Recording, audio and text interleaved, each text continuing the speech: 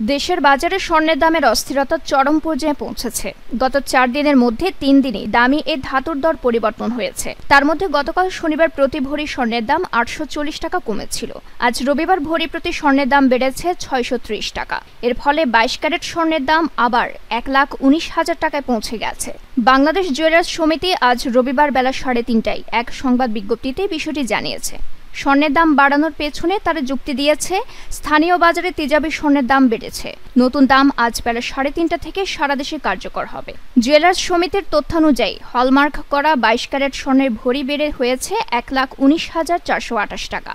একইভাবে 21 ক্যারেট স্বর্ণের ভরি 1,14,004 টাকা, 18 ক্যারেট 97,709 টাকা এবং সনাতন পদ্ধতির স্বর্ণের দাম দাঁড়াচ্ছে 78,662 টাকা। আজ থেকে প্রতি ভরি 22 ক্যারেট স্বর্ণে 630 টাকা, 21 ক্যারেটে 607, 18 ক্যারেট 513 এবং সনাতন পদ্ধতির স্বর্ণে বাড়ছে 420 টাকা। নিউজ ডেস্ক, দৈনিক পূর্বকোণ।